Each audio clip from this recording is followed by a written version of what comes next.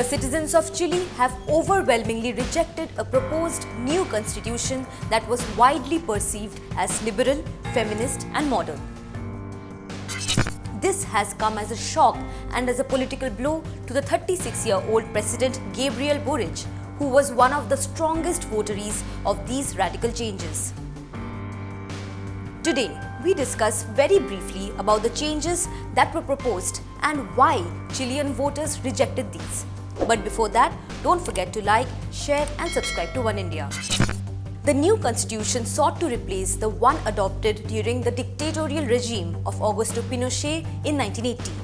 The draft constitution was hailed as one of the most politically liberating leftist and democratic draft constitutions in the modern contemporary world.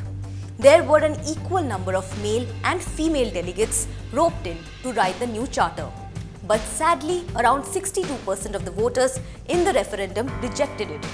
The proposals also sought to put a focus on social issues, gender parity, enshrine rights for the indigenous population, and address climate change. The rejected proposals would have also mandated universal healthcare, right to decent housing, education, and pensions, and would have even legalized abortion. But why did Chile embark on drafting a new constitution in the first place? The answer is this. Demands for a new constitution arose during the nationwide protests in October of 2019, when millions of Chileans took to the streets to march against the rising costs of living, their anger directed towards political elite. The ruling constitution, written in 1980, during the dictatorship of President Augusto Pinochet, was singled out as the root cause of the country's increasing inequality and lack of social welfare.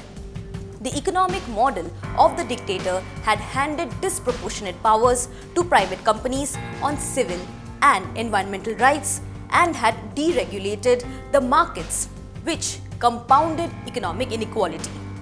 Public frustration over these inequalities peaked after a proposed subway fare hike in the same year, with 3 million people taking to the streets in mass protests.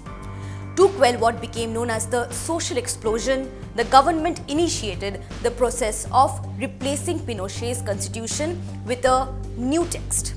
But perhaps Chile was not ready for such radical shifts. The groundbreaking proposals were seen as coming too soon and too fast by a significant majority. At the end, it all boiled down to traditionals versus millennials.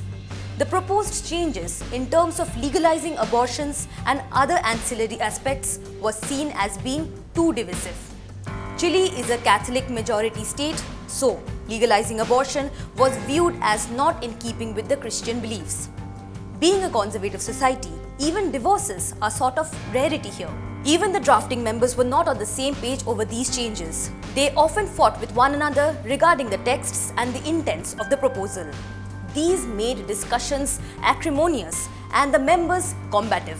The proposed rights for indigenous population was seen by the majority as being antithetical to the idea of national unity.